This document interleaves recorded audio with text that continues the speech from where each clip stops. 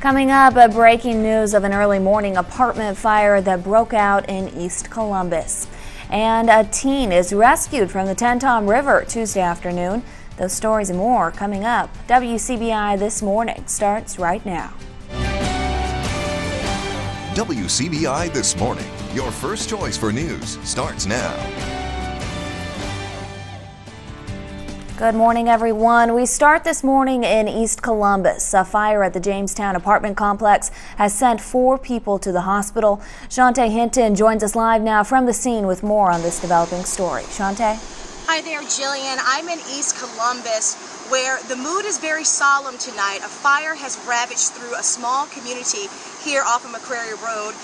We're in the back of me, you'll see that we're at Jamestown Square Townhouses, and there have actually been some major injuries taking place. Here to talk about that a little bit more, I have with me Assistant Fire Chief Mark Ward. If you could step in for me, please.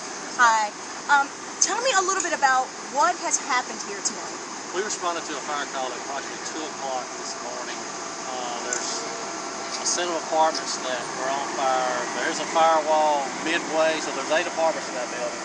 And the fire stopped at the firewall, but there is fire, 4 apartments that are affected. And our crews rescued 3 people out of second-story window. One of those have been flown to Le Bonheur in Memphis, and another one to the burn center, which is south of Jackson. One of them walked away from here. Sadly, we have found out there is going to be 1 fatality in this fire. Your first choice for news on North Mississippi CW4 starts now.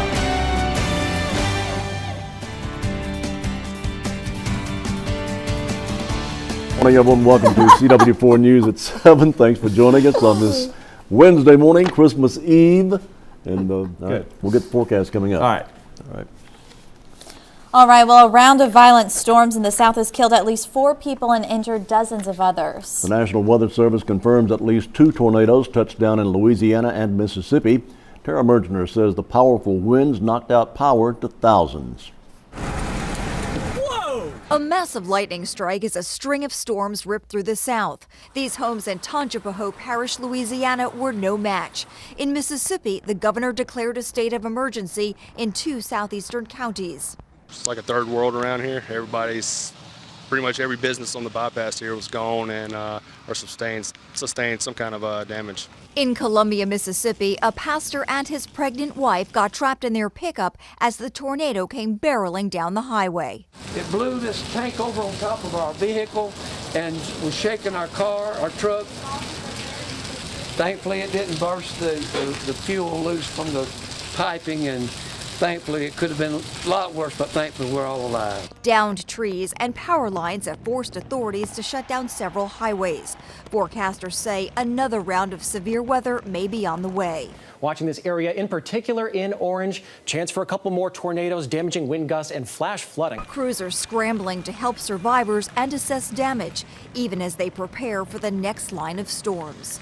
Tara Mergener for CBS News, Washington. 2 of the deaths were in Marion County, Mississippi, and the other 2 were killed in their mobile home in Laurel. The same storm system is expected to cause travel problems up and down the East Coast just in time for Christmas. Tuesday's rain in West Point delayed a road project. The road to Yokohama is almost complete. Engineers in the county say the major components of the project are complete. A few minor details and touch-up work should be finished this week. Despite the weather delay, engineer Robert Calvert says the $19 million project should be finished and open to traffic by January 1st. Heavy rain is the likely cause of a chain reaction accident Tuesday morning along Highway 82 in Lowndes County. It happened just before noon on the eastbound side of 82. That's where a gray Nissan hydroplaned across the road. After that wreck, 3 more cars hit the same rain-soaked patch and crashed into each other. Despite the heavy damage, none of the drivers were seriously injured in the accident. New details on one man's wild ride that ended with a car buried in a Tupelo business. The man who was driving the car remains in the hospital and could spend Christmas in jail. Police say multiple charges will be filed against the driver who flew down Gloucester Street from Verona before crashing into Costume World on Gloucester near Crosstown. Investigators say the car, which caught on fire after the crash, didn't belong to the driver. His name and the charges will be released when he's taken to jail. The Mississippi Bureau of Investigation says a preliminary report shows a Lowndes County inmate died of natural causes while in custody of the Sheriff's Department. 41-year-old Orlando Guyton was arrested December 18th. He was accused of breaking into an apartment on Applewood Drive just hours after being released from jail. Sheriff Mike Arledge says Guyton was injured and taken to the hospital. He was later released. On December 21st, an ambulance was called to the Lowndes County Jail after Guyton was found unresponsive. He later died at Baptist Golden Triangle. Coroner Greg Merchant says there were no obvious signs of trauma other than the previous injury to Guyton's body. Merchant says an autopsy is being performed and toxicology test will be run. It could be weeks before a final report is complete. A Noxubee County man is jailed for gathering a little too much holiday cheer. 35-year-old Robin Webb of Sugar Lock is charged with 5 counts of breaking and entering of a commercial building. Macon police say surveillance video shows Webb breaking a window at the Frontier package store, then climbing through the glass to take several bottles of liquor. Investigators say the thief returned 4 times, taking more alcohol each time. Webb is being held at the Noxubee County Jail. Now let's head over to Isaac with another check on your forecast. Thanks, Emily. We are not going to be dealing with any more severe weather today. That's good news. This morning on Sunrise, we'll have some tips on how to keep those winter blues from bringing you down. And crews are still searching after the suspicious disappearance of a Vernon, Alabama woman. Those stories and more next. Your second hour of Sunrise starts right now. You're watching Sunrise on WCBI. Before we get to those headlines, we'll begin this morning with a look at your local forecast. Winter weather is striking again this week, bringing with it lots of risks out on the roads. Here's meteorologist Isaac Williams now with a first look. Thanks, Emily. Details on the snowy forecast tomorrow coming up. All right, thanks, Isaac. Crews with MDOT are prepared in case ice accumulates on the roads. Trucks are filled with salt and outfitted with snow plows at MDOT's District 1 headquarters in Tupelo.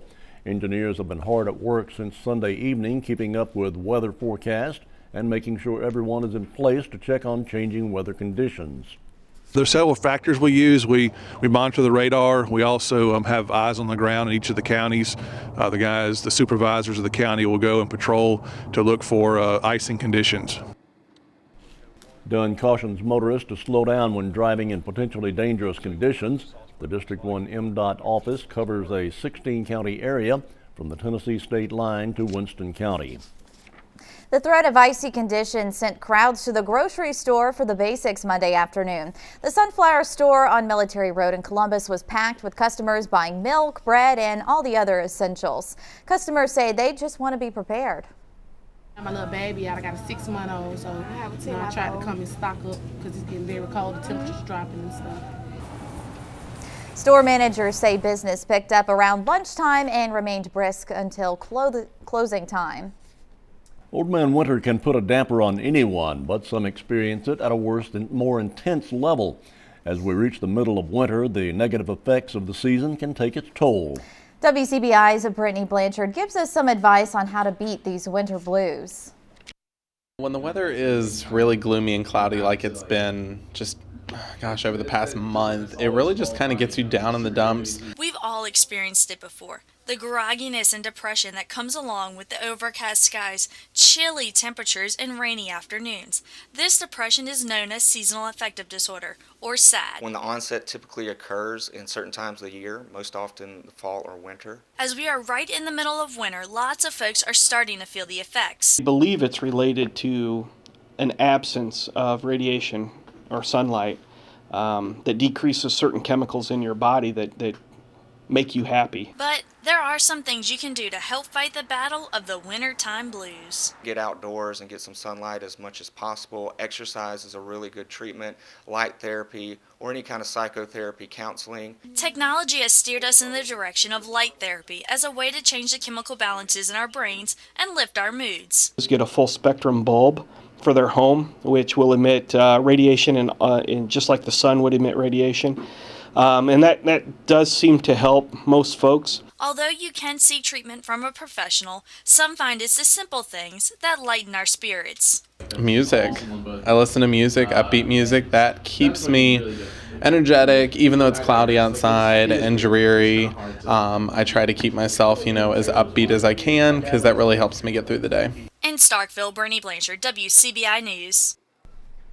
And although we've been experiencing gloomy weather, people who live further away from the equator tend to be more affected by SAD.